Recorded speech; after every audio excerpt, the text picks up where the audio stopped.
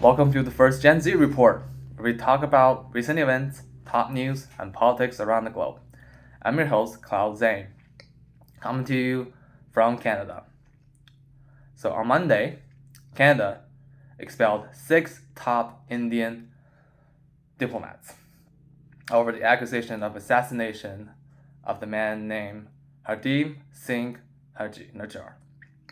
Now, Hardeep is a Canadian citizen, and he was murdered in cold blood by Indian government agents inside Canadian soil. Now, this is very serious, and India right now refused to acknowledge these accusations, despite great evidence, solid evidence from the RCMP, who said that these agents from India has posed a serious threat to our public safety.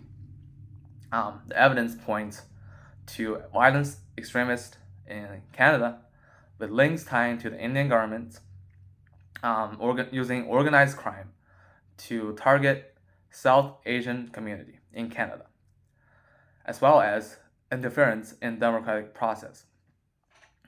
Now, this might be a hot take, but I don't think Hardeep is the first one who got assassinated over the Indian government, and I don't think he will be the last if our Canadian government don't stand up for ourselves.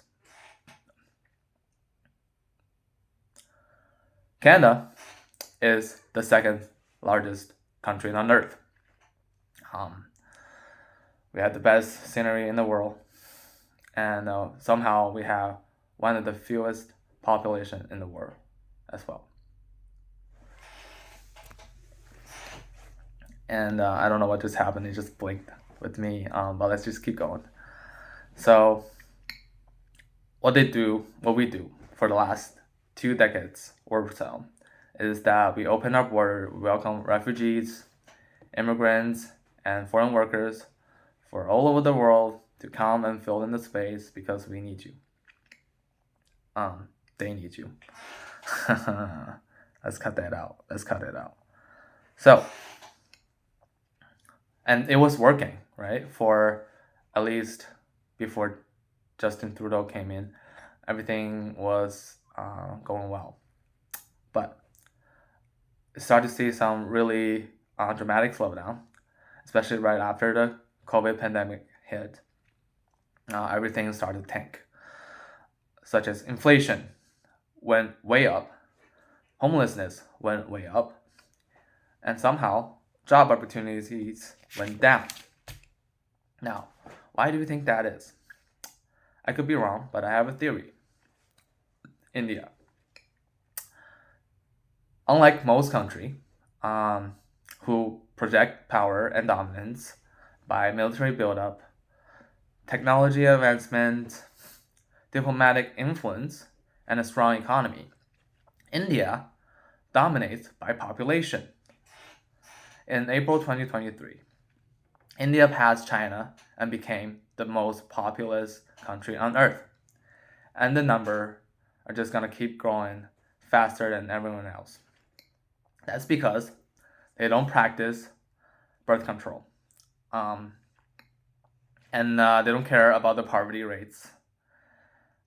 And they have the highest rape rates in Asia, not to mention all the unconvicted rapists. The problem is that they don't just stay in India. They move all around the world to countries like the US, the UK, the UAE, Malaysia, Saudi Arabia, and Canada, just to name a few. Now, I can't speak for all of them, all those countries. But just in Canada, it's safe to say that the Indians are slowly taking over the whole damn country. So every Starbucks, McDonald's, Tim Hortons, you name it, are filled with Indian workers, not to mention every sales and customer service jobs. Every time you try to make a phone call about a service of your product, the chances are they're probably Indian with a strong accent that you cannot understand. But the most unsettling thing for me personally is that even securities for many important government institutions, facilities, and buildings are occupied by Indians or Indian descent. Now, you might think I'm exaggerating, right? Because there's no way they're everywhere and taking over the jobs like an army. But I welcome you to come to all these places, especially Canada, and you'll see that I'm telling the truth. Now, I've got to admit, many of them are really nice people. They have great food, they work really hard, and they are really united towards their own people, which is something that I think we all should learn. But however, you don't know is that they also take advantage of the Canadian immigration system.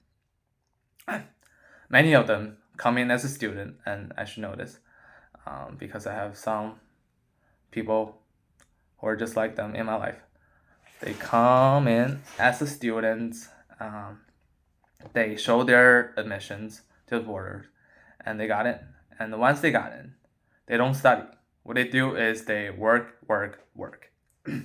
They take jobs from lower ends, and they take away a bunch of jobs from middle and higher ends as well, because they accept lower wages, longer hours, and a lot of them have less or no tax returns. So the company make more even though they make less. The worst thing is that once they got in, right, and they got their permits or the PR or the citizenship, many of them brought in their whole family over. And let's just say that most of the families can provide more than they consume. This has become a serious issue for Canada. If we don't tackle this problem with the strong and effective solutions, they will not stop coming, and the problem will not be solved. And thanks to their behaviors in bad faith and malpractice, tensions are rising between India and Canada. Not just between the two countries, but between the people as well. They're taking over Canadian jobs, Canadian housing, and the sanitation of our beaches. I don't want to walk to a beautiful beach in Ontario and worry about whether I will step on someone's dump because they did that. So it was definitely not a pleasant scene. I urge the government to acknowledge the problem and take affirmative action on it, such as thorough background checks on every incoming Indians and other immigrants, higher standards for status qualification, and just cracking down harder on illegal immigrants and students who claim that they're here for school and study, but what they do is they got in and they don't study and they don't go to pay tuition, they don't contribute, but they work, and they take the wages from the local Canadians, and it just present just unfair advantage and monopoly basically on the lower and the blue collar jobs. Now, they're taking advantage of the system and the generosity of this country, and we should really do something about it. I know that a lot of people told me this, and I also believe this, that diversity is our strength, right? Today I'm come to you as just another Canadian resident with some perspective, but diversity, it is our strength, and I love Canada for that. But if someone take over generosity for their own benefits, then we should stand up and defend ourselves. We should not keep taking this unfair abuse, their malfunction, and we should really stand up for ourselves. And the government should do a better job. Because you're here, they're supposed to help us, not to make our life harder. And yeah, thanks you so much for watching, and I'll see you next time.